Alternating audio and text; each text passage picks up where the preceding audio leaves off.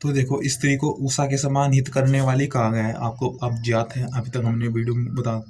तो देखो, उषा उत्तम उत्तम पदार्थ प्राप्त करने के हेतु होती है, उत्तम औषधीय प्राप्त करती है। हम सोम रस पीते उत्तम पदार्थ हेतु। तो पति कह रहा है कि जैसे कि मैं तुझको प्राप्त किया हूँ उषा के साथ साथ मैंने औषधि आदि को प्राप्त किया, तू भी उस औषधि को प्राप्त कर और निरंतर साथ चल। तो जैसे कि कहा गया कि उषा के समान तू सुख करने वाली इंद्रिय रूपी किरण, जैसे कि उषा में किरण होती है, तो ठीक उसी प्रकार इंद्रिय एक किरण है, अर्थात औषधि पदार्थ औषधीय आदि पदार्थों से इंद्रिय उत्तम होंगी। इंद्रियों के उत्तम होने से मन उत्तम, हम जो वर्तमान में कर्म कर रहे हैं उसका सफल होना, उन्नति की ओर जाएंगे हम। तो ये हमने पहले चर्चा की है कि उन्नति की ओर स्त्री कराती है। उषा की तरह कहा गया है कि प्रसन्नता से आनंद प्रदान करती है। तो यही कहा कि इंद्रिय किरण उषा की तरह वह औषधि आदि हमें सुख कर प्राप्त कराने वाली तो है स्त्री।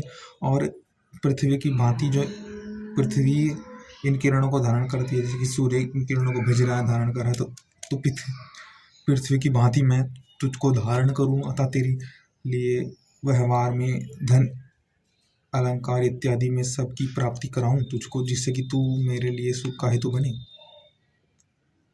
धन अहंकार व्यवहार से प्रीति युक्त रहे, जिससे कि दोनों एक दूसरे का हित करे, जिससे कि वह स्त्री विद्वानों को आमंत्रित करे, जिससे कि इस विद्वान हमारा कल्याण करे, जिससे कि पथ प्रेरित हो, पथ प्रतिष्ठित हो हमारा। देखो, ये तरंगे अग्नि रूप होती है, तो विद्युत रूप, विज्ञान रूप, जिससे जान सकते हैं कि क्या हमारे लिए हितकर है, क्या कैसा हमें उपयोग।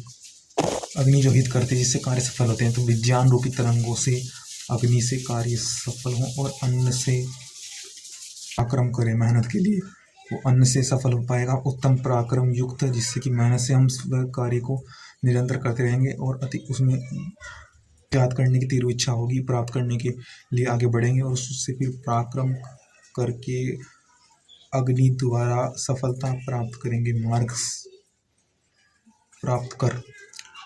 तो यही है कि हम एक दूसरे से प्रतियुक्त हों, पराक्रम युक्त हों, और अग्नि से सफलता, पराक्रम से सफलता का